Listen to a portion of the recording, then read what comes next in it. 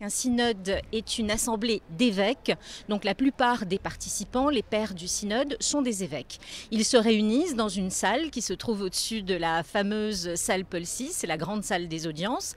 Et donc en fait, il y a tout d'abord, le synode commence par l'exposé d'un rapporteur général qui, on va dire, plante le décor. À partir de cette exposition, les travaux vont d'abord se poursuivre en congrégation générale. Alors c'est quoi une congrégation générale? C'est une réunion au cours de laquelle chacun des participants, chaque père du synode a la possibilité de demander et d'avoir la parole et donc d'exposer son point de vue. Il a 5 minutes de temps de parole, pas plus, parce qu'on lui coupe le micro, et à tour de rôle, donc ils vont se succéder.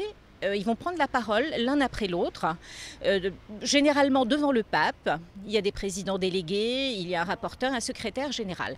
Ensuite, les travaux vont aussi se poursuivre en groupe linguistique pour que les participants puissent échanger de manière plus simple et plus directe leurs opinions. Et puis après, le synode va aussi produire des documents, notamment un message, des propositions et tout ce matériel de réflexion est remis au pape qui, à son tour, va les élaborer et publier quelques mois plus tard une exhortation apostolique post-synodale. Alors je ne sais pas si c'est assez clair. En tous les cas, c'est une assemblée d'évêques à laquelle sont invités également d'autres personnes, des auditeurs et des experts.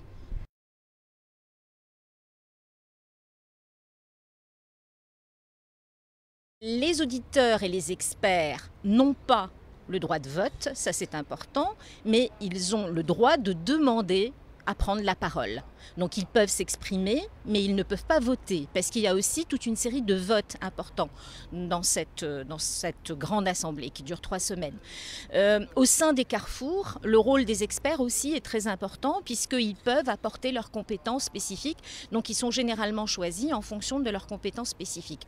On peut remarquer que, puisque là on parle de nouvelle évangélisation, il y a quand même un nombre consistant de laïcs, dont un couple de Français, c'est une première, donc mari et femme, ils sont français.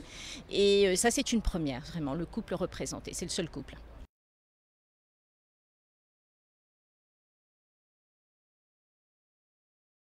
Il y a plusieurs types de votes. Par exemple, l'Assemblée doit élire les membres de la commission qui sera chargée d'élaborer le message. C'est un des documents les plus importants du synode puisqu'il s'adresse à tous les fidèles. On procède à un vote. Très concrètement. Ensuite, il y a d'autres formes de vote parce que tous les groupes vont présenter des propositions. Or, ces propositions doivent être acceptées par l'Assemblée. Et donc, on vote sur ces propositions, on apporte des amendements. Alors ça, c'est une procédure qui est réservée aux évêques.